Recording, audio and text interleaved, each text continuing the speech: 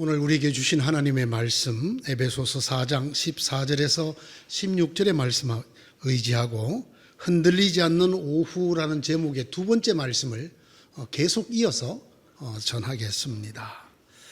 성경을 읽다가 보면 유독 우리 가슴에 이렇게 확 와닿는다고 할까요? 가슴이 좀 찡해진다고 할까? 가슴 뭉클해지는 그런 말씀들이 있지요. 이 말씀도 그런 말씀의 하나입니다. 읽을 때마다 제 가슴이 뭉클해지는 그런 말씀입니다. 요한복음 13장 1절의 말씀인데요. 이렇게 되어 있습니다.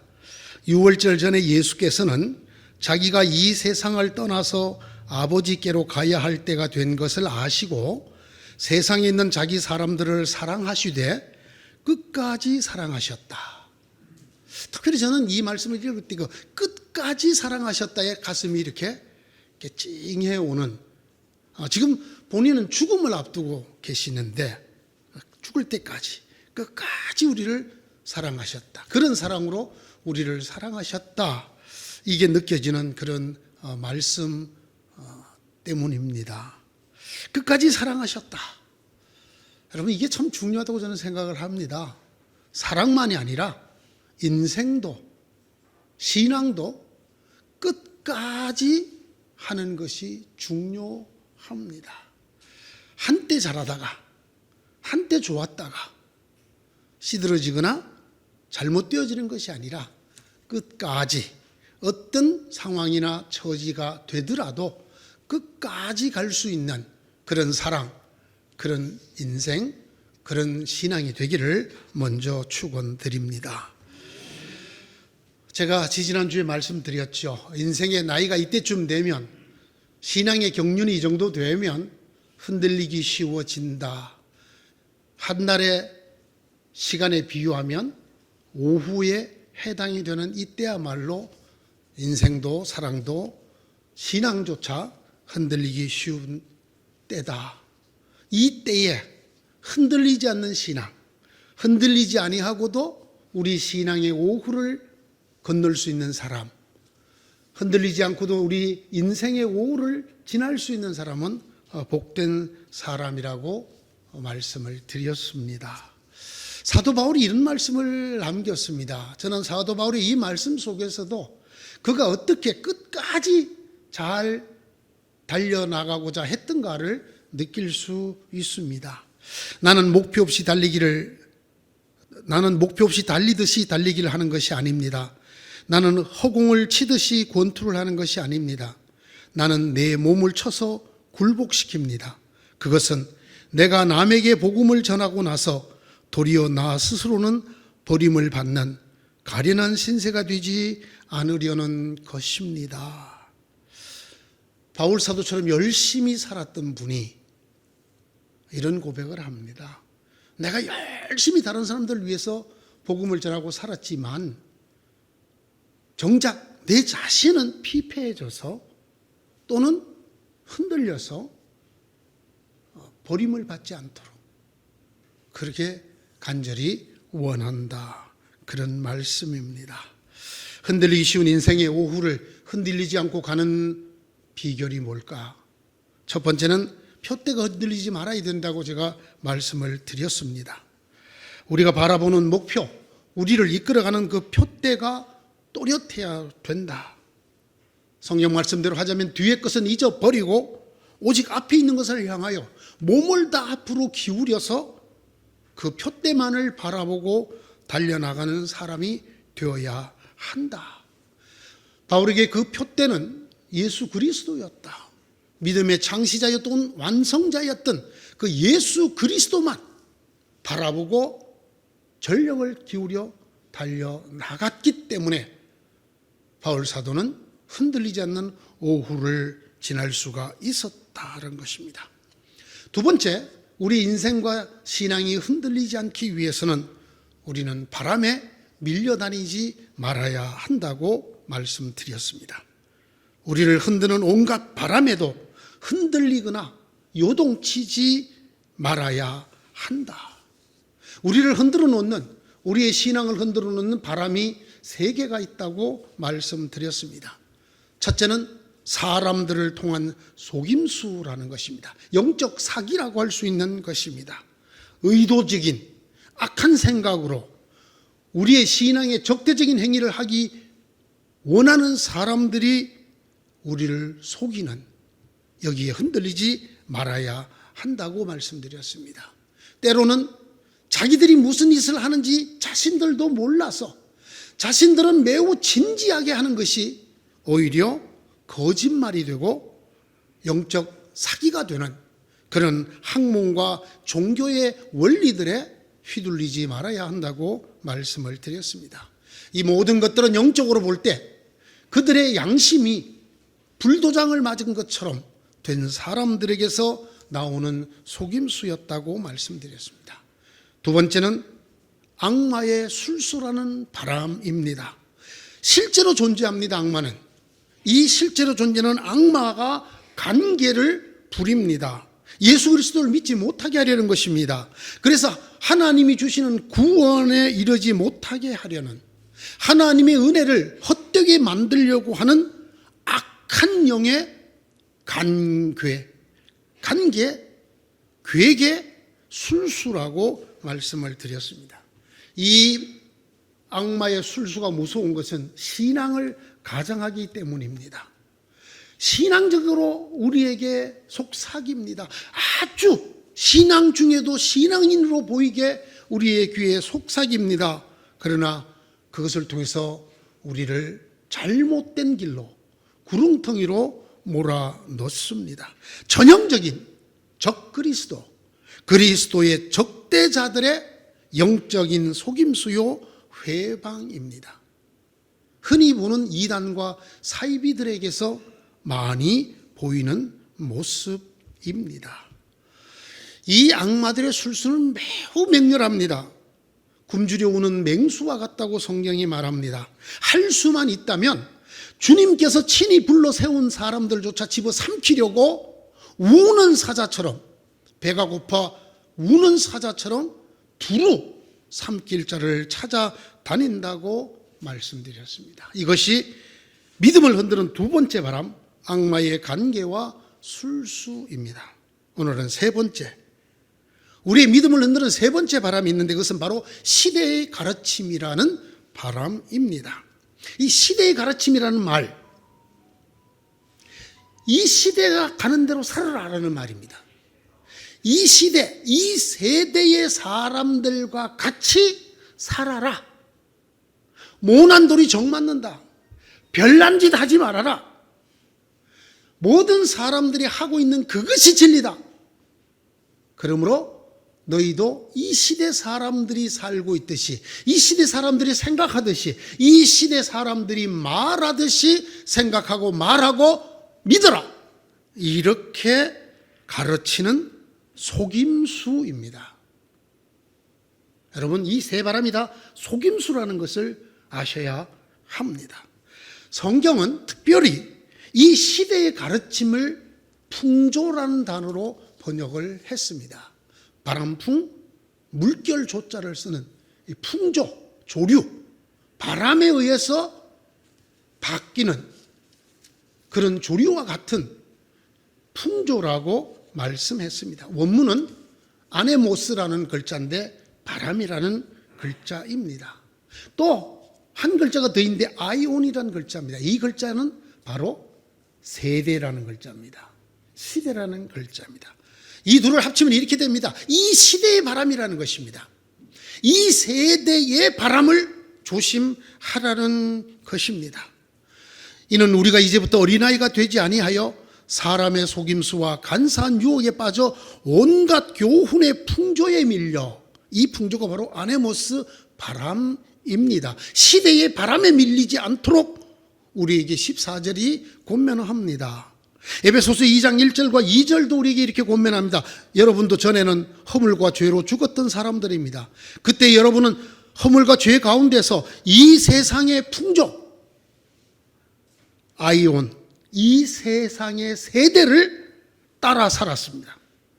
공중의 권세를 잡은 통치자, 곧 지금 불순종의 자식들 가운데 작용하는 영을 따라 살았습니다. 또 이렇게 말합니다. 여러분은 이 시대의 풍조, 아이온, 이 시대의 세대를 본받지 말고 마음을 새롭게 함으로 변화를 받아서 하나님의 선하시고 기뻐하시고 완전하신 뜻이 무엇인지 분별하도록 하십시오. 그 유명한 로마서 12장 2절의 말씀입니다.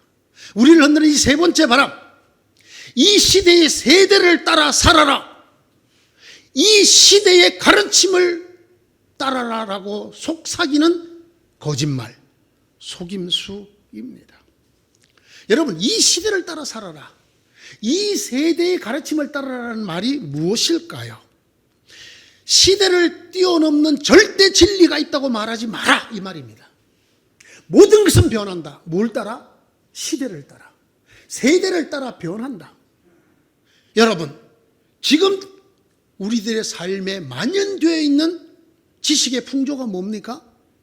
그것은 상대주의라고 하는 것입니다. 절대 진리는 없다라는 것입니다. 상대적이라는 것입니다. 특별히 시간과 세대를 따라서 어제의 진리가 오늘의 진리가 아닌 것처럼 되고, 오늘 우리가 믿는 이것이 다음 세대, 다음 시대에는 진리가 아니 될 것인즉 영원한 진리, 절대 불변의 진리가 있다고 믿지 말라고 가르치는 것입니다.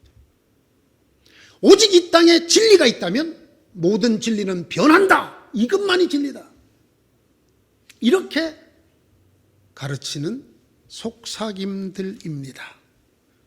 시대를 뛰어넘는 절대 진리를 부인하라, 시대적인 상대주의를 취하라. 여러분, 이게 신앙에 들어오면 대단히 위험한 악마의 술수가 됩니다. 자, 한번 제가 구체적으로 말씀을 드려보겠습니다. 구원, 시대와 세대를 뛰어넘는 영원 불변한 진리, 복음인 구원, 그런 건 없다는 겁니다. 영생, 여러분 영원한 생명이잖아요. 이런 건 없다라는 거예요. 그런 거는 존재하는지 안 하는지도 모르고 설사 존재한다 하더라도 의미가 없다라고 가르치는 겁니다. 천국 봤냐고, 가보셨냐고. 천국은 없다라. 여기가 천국이라는 것입니다. 대신 그들이 구원 대신 뭘 말합니까? 해방, 억눌림에서 벗어나는 것, 사회적인 부조리, 권력형, 경제형, 여러 가지 압박과 핍박과 억눌림을 벗어나게 해주는 것이 구원이다. 뭐 우리 영혼이 영원한 죽음에서 하늘날, 그따위 소리 하지 말라. 그건 다 옛날에 무식하던 시대에 기독교가 잘못 가르친 거라는 것입니다.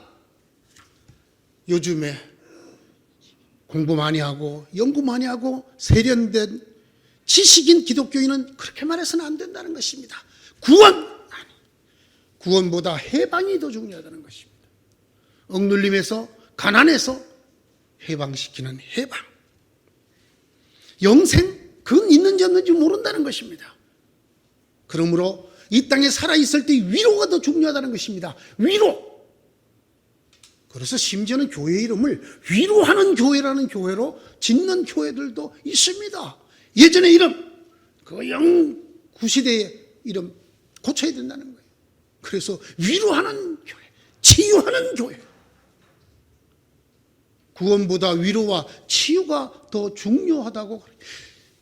절대 진리는 없고 시대에 따르는 상대 진리를 우리가 얘기할진데, 구원은 없고 해방이 있고 천국은 없고 위로와 치유만 있다라는 것입니다. 그리고 그들이 내세우는 또 하나가 있습니다. 천국 있는지 없는지 모른다. 영생 있는지 없는지 모른다. 우리가 바라는 것은 이 땅의 정의다. 기독교여 일어나라. 이 땅에 온갖 불의를 몰아내고 정의가 하수같이 흐르는 그 세상을 만들어야 한다. 이것이 기독교다. 이렇게 가르칩니다. 여러분에서 많이 들어보셨을 겁니다. 소위 이 시대의 앞선 선각자 행세를 하는 종교 지도자들이, 목사들이 이렇게 말합니다.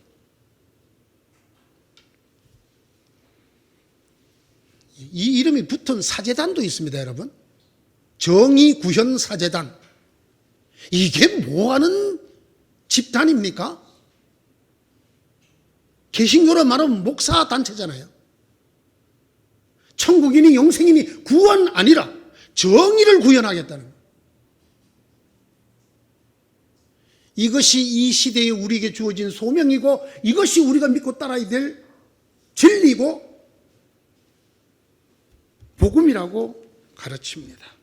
성경이 분명히 말합니다. 베드로전서 1장 9절. 믿음의 목표는 구원이다. 영혼의 구원이다. 옛 번역은 믿음의 결국은 영혼의 구원이다 이렇게 썼습니다. 그러나 이런 이야기 성경에 있다는 얘기도 하지 않습니다. 그게 중요하지 않다는 것입니다. 더 중요한 것, 가난한 자, 억눌린 자, 차별받는 자들을 해방시켜라. 그래서 오늘도 주님의 이름으로 데모를 합니다. 구원자 예수 그리스도 대신에 해방자 나사렛 예수를 얘기합니다. 여러분, 구원자와 해방자가 같은 말입니까? 같은 말이 아닙니다. 그들은 영생과 부활 그리고 믿음 대신에 위로와 공평 그리고 웰빙을 얘기합니다. 교회의 제일 가는 덕목은 사회적 봉사다 이렇게 가르칩니다. 여러분, 사회적 봉사를 하려면 교회에 뭐하러 모입니까? 봉사단체에 들어가면 되지요. 평화봉사단에 들어가면 되죠. 누가 이렇게 가르친다고요? 목사님들께서 이 땅에서 상당한 수준의 진보적이고 지식적인 목사들이라고 자처하는 사람들이 이렇게 가르칩니다. 이게 바로 믿음을 뒤흔들어 놓는 세 번째 바람이라는 말입니다. 시대를 따르라는 말, 절대 진리를 부인하라는 말입니다. 이분들이 많이 인용하는 성경이 있어요. 신약 성경이 자주 나오는 본문인데 제가 대표적으로 마태복음만 읽어보겠습니다. 마태복음 21장 12절 이하입니다. 예수님께서 성전에 들어가셔서 장사하고 돈 받고 주는 사람들을 둘러엎고 요한복음에 의하면 채찍을 말아들고 휘둘렀다. 그들이 이렇게 말합니다. 예수의 이름으로 폭력적인 혁명이라도 일으켜야 된다. 예수도 채찍을 말아들고 성전을 둘러엎었다. 이렇게 가르칩니다. 그러면서 그들이 인용하는 유명한 성경 구절이 있습니다. 예수께서 성전에 들어가셔서 그들에게 말씀하셨다. 성경에 기록된 바 내 집은 기도하는 집이라 불릴 것이다 하였다. 그런데 너희는 그것을 강도들의 소굴로 만들어 버렸다. 그래서 그들은 이렇게 말합니다. 기도의 집을 다시 세우자가 아니라, 여러분 잘 알아들으시죠. 기도의 집을 다시 세우자. 교회를 회복하자고 했을 때 기도의 집을 다시 세우자가 아니라 강도의 구조를 때려 부수자입니다. 그들에게 있어서 오늘 한국교회, 특히 큰 교회들은 때려 부셔야 될 강도들의 집단으로 보는 것입니다. 그렇게 가르칩니다. 이걸 예수님처럼 채찍을 말아들고 상을 둘러엎고 비둘기를 다 날려보내고 때려 부셔야 된다. 여러분, 만약에 이들의 말대로라면 예수님께서 베드로가 칼을 뽑아 예수를 잡으러 온 사람들을 이렇게 휘둘렀을 때 예수님도 12영이나 되는 천군들을 불러서 이들을 몰살시켜서야 됐을 것입니다. 주님 그렇게 하지 않으셨어요. 그러나 그들은 기도하는 집을 세우자, 교회의 회복 갱신을 얘기할 때 기도의 집을 세우자는 대신에 강도의 소굴들을 무너뜨리자, 이런 주장들은 세대가 바뀌고 시대적 요구가 바뀔 때마다 바뀝니다. 그래서 우리에게 그 세대, 그 시대의 주류가 되는 사상적 흐름을 따르라고, 거기에 의해서 윤색된 믿음을 가지라고 우리에게 요구합니다. 예수 그리스도에 대한 해석이 바뀝니다. 성경을 바꿉니다. 설교가 바뀝니다. 여러분 지금 우리나라에 내노라는 방송에 자주 나오는 상당히 진보적이고 상당히 앞서 있는 목사님들의 설교를 잘 들어보십시오. 그들이 바로 이 상대주의를 가리키는 분들입니다. 절대적 예수, 구원자 예수 아닙니다. 그것을 위한 만민의 기도하는 집으로서의 교회가 아닙니다. 세대와 시대를 따르라는 이 시대의 가르침이야말로 정말 조심해야 될 악한 속임수들입니다. 이것이 믿음의 오후를 송두리째 흔드는 세 번째 바람입니다. 어떻게 하면 좋겠습니까? 이 바람들을 어떻게 해야 이 바람들에도 불구하고 우리의 믿음이 흔들리지 않고 끝까지 갈 수가 있겠습니까? 이것이 오늘의 말씀의 주제입니다. 성경은 이렇게 말합니다. 어린아이로 있어서는 안 됩니다. 이 이상 어린아이로 남아 있어서는 안 됩니다. 그리고 이 말을 못 알아들을까 봐 뒤에다가 이렇게 덧붙입니다. 자라야 합니다. 자라나야 합니다. 이 모든 바람이 우리를 흔들어 놓는 이유는 우리가 어리기 때문이라는 것입니다. 이 어리다라는 말, 이 성경이 쓰고 있는 이 네피오스라고 하는 말은 어리석다라는 뜻이에요.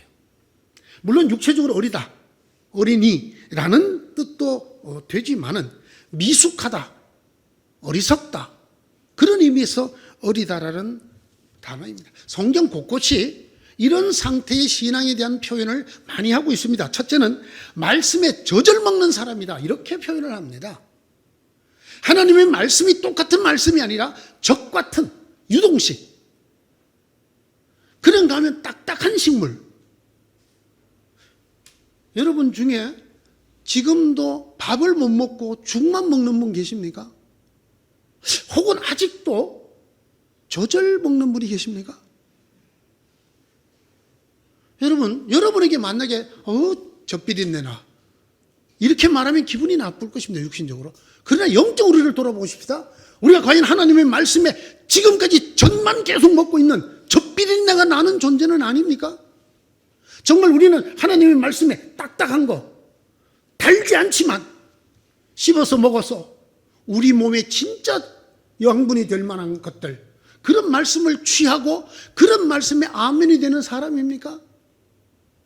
아니면 젖과 같은, 내가 아무 노력하지 않아도 목에 하나 걸림없이 내가 씹지 않아도 달달해서 그냥 꿀꺽꿀꺽 먹기만 하면 되는 말씀에 아멘하는 어린아이는 아닙니까? 라고 우리에게 묻고 있는 것입니다.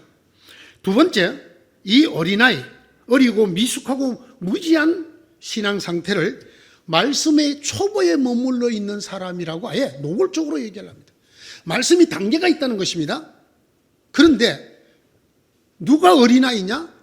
말씀의 초보를 벗어나지 못하는, 말씀의 초보를 벗어나지 못하는.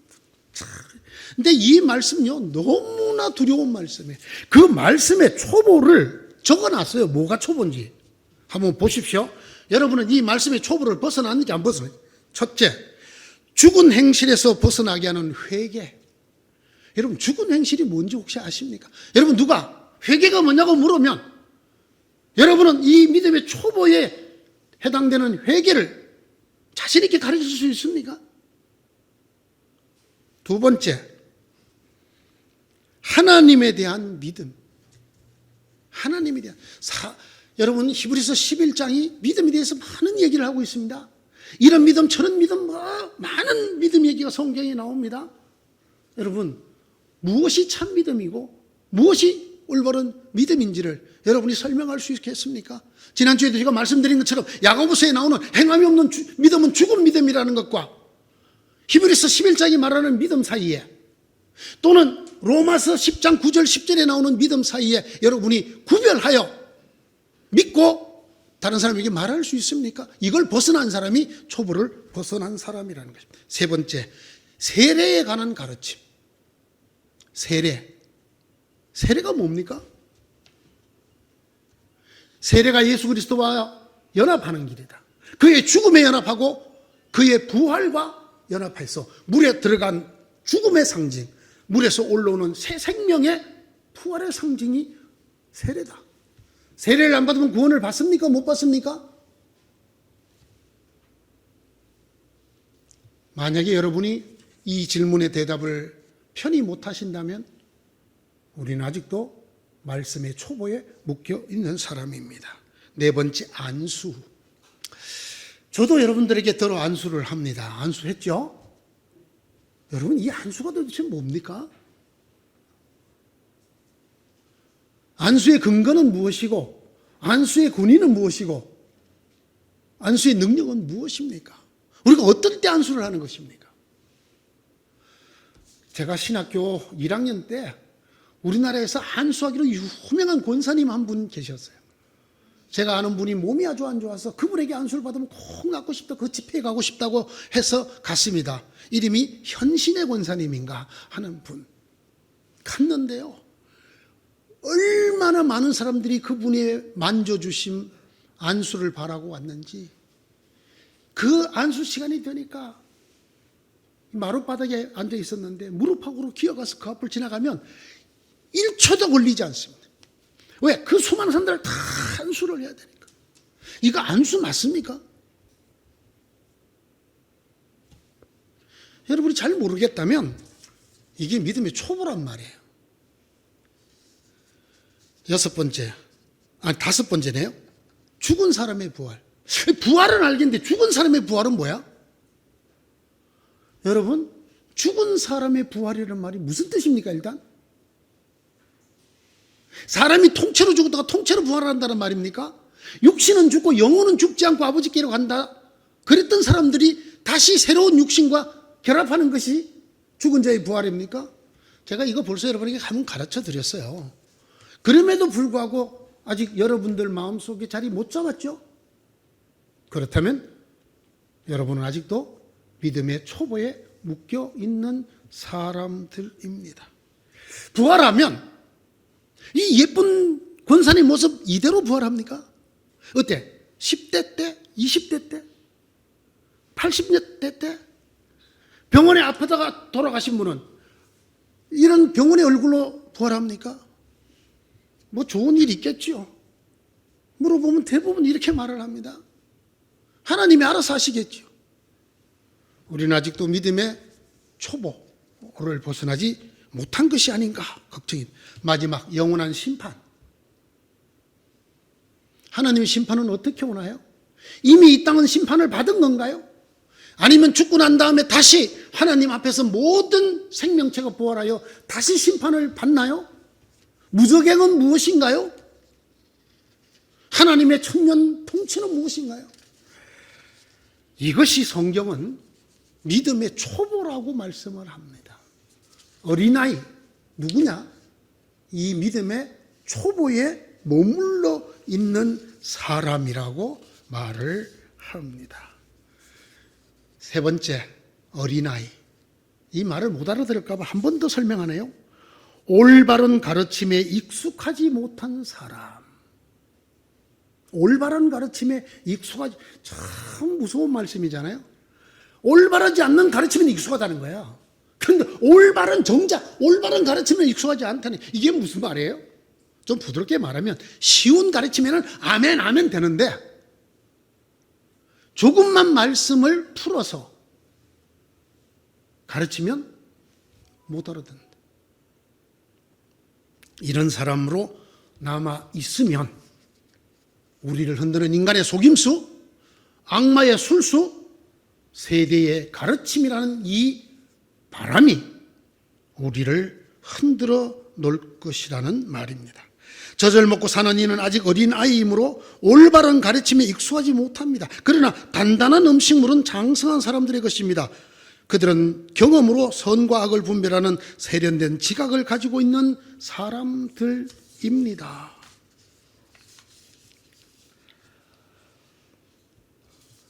성경이 우리 어린이 신앙을 가르칠 때 여러분 참 좋은 말만 있으면 얼마나 좋겠어요. 이런 말씀이 있어요. 어린아이는 영에 속한 사람이 아니다. 오늘도 우리 예배 시작하면서 우리 장로님 기도에서도 영과 진리로 예배를 드린다. 그렇죠? 그런데 정작 당사자가 영에 속한 사람이 아니면 어떻게 우리가 영과 진리로 예배를 드리죠? 불가능하지 않습니까? 그런데 어린아이는 영에 속한 사람이 아니라고 말합니다. 육에 속한 사람이라는 것입니다. 형제자매 여러분, 나는 여러분에게 영에 속한 사람에게 하듯이 말할 수 없고 육에 속한 사람, 곧 그리스도 안에서 어린아이와 같은 사람에게 말하듯이 하였습니다. 나는 여러분에게 젖을 먹였을 뿐 단단한 음식을 먹이지 않았습니다. 그때 여러분이 단단한 음식을 감당할 수가 없었기 때문입니다. 고린도서 3장 1절 2절에 이렇게 말하고 있습니다. 바울의 고백입니다. 내가 어릴 때에는 말하는 것이 어린아이와 같았고 깨닫는 것이 어린아이와 같았고 생각하는 것이 어린아이와 같았습니다. 그러나 어른이 되어서는 어린아이의 일을 버렸습니다. 자라야 합니다. 우리가 우리를 통째로 흔들려고 우는 사자처럼 온갖 악한 술수와 계략으로 속임수와 미끼로 사기로 우리를 흔들어 놓는 이 바람에서 흔들리지 않고 우리의 인생과 신앙의 오후를 가기 위해서는 우리는 자라야 합니다.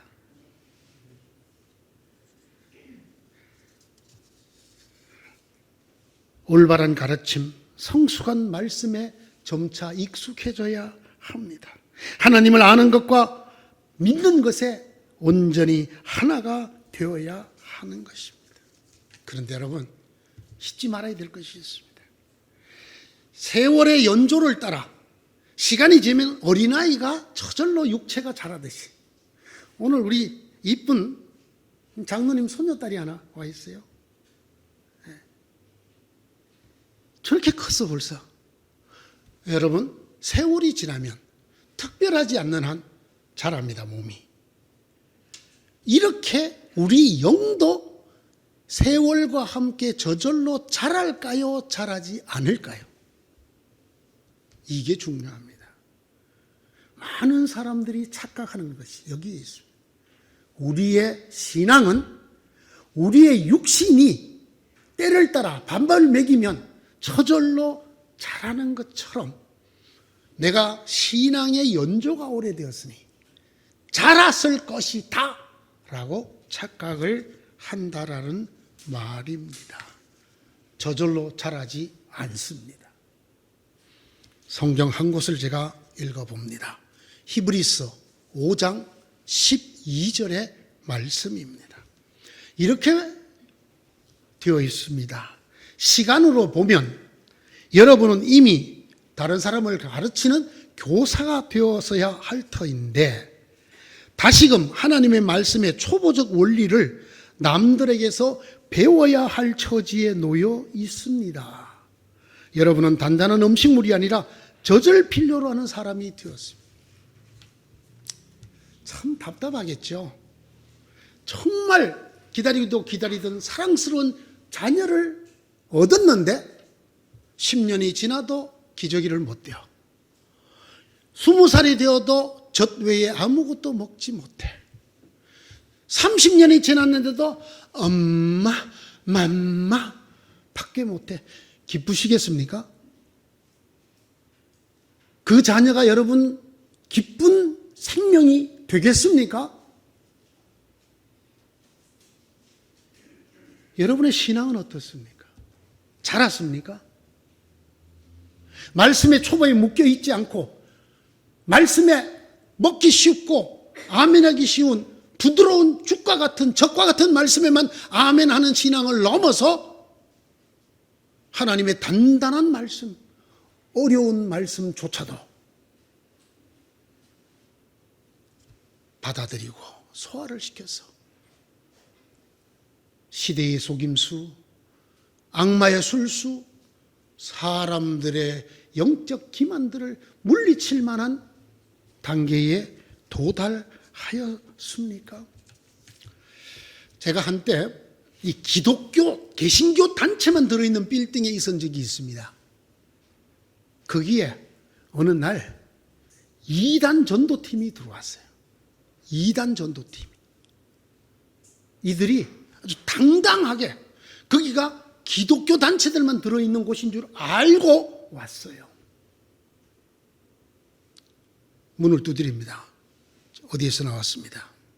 바로 들리는 소리는 나가, 꺼져. 이 2단이 여기가 어딘 줄 알고 들어와. 이렇게 내쫓습니다. 싸우듯이 떠밀어내듯이 문 밖으로 떠밀어냅니다. 제가 있던 사무실에도 들어왔습니다. 아이고 수고하십니다. 자리에 좀 앉으시죠. 제가 그들을 볼 때 제일 부러웠던 건 저런 열심이 왜 우리에게는 없을까? 예수 잘 믿는 이단이 아닌 그들이 더 열심히 있는 그게 참 우선 부러웠어요. 앉으세요. 제가 커피를 한 잔 타줬어요. 예, 그 무슨 말씀을 하러 오셨습니까? 아, 그들이 옳구나 하고 이제 성경을 막 펴가면서 얘기를 쭉 했습니다. 예, 잘 들었습니다. 제가 좀 여쭤봐도 됩니까? 예, 그러세요.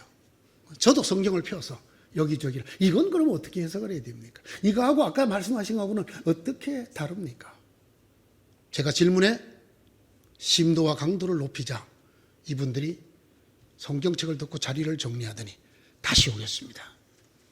제 위에 지도자가 있는데 그분을 모시고 다시 오겠습니다.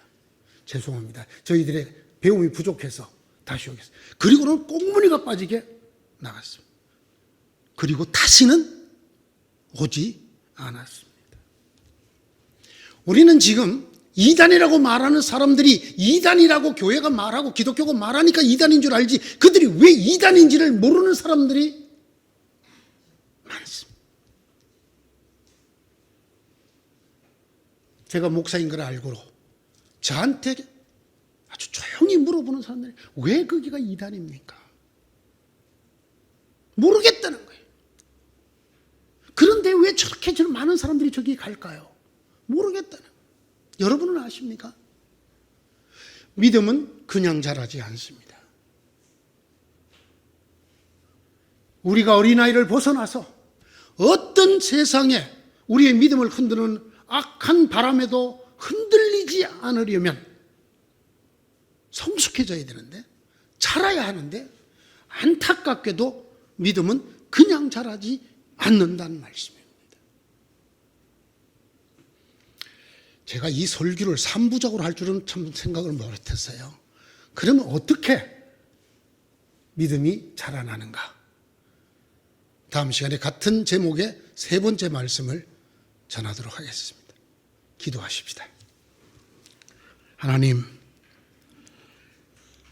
얼마나 안타까운 마음으로 이 말씀들을 기록하셨는지 이 말씀을 읽을 때마다 저희들의 마음이 저 밑에서부터 저려옵니다. 어린아이가 되지 마라. 어린아이가 되지 마라. 더 이상 어린아이로 있어서는 안 된다. 너희가 어린아이이기 때문에 인간의 속임수와 간교한 술수와 교훈의 풍조에 흔들려고 밀려다닌다. 사람들의 속임수에 빠지지 말아라. 악마의 술수에 넘어가지 말아라. 이 시대의 흐름을 가지고 너희들을 송두리째 흔드는 이 가르침에서 벗어나라. 더 이상 어린아이로 있어서는 안 된다. 모든 면에서 자라나라. 주님, 우리도 이 말씀이 안타까운 만큼 우리 스스로를 안타까이 여기고 우리를 돌아보고 잘하려고 기도하고 애원하고 몸부림하는 저희들이 되어서 어느 날인가 이런 바람들을 이기고 이런 바람들에 밀려다니고 흔들리는 사람들을 잡아줄 수 있는 그런 사람들이 되도록 은혜를 다하여 주소서.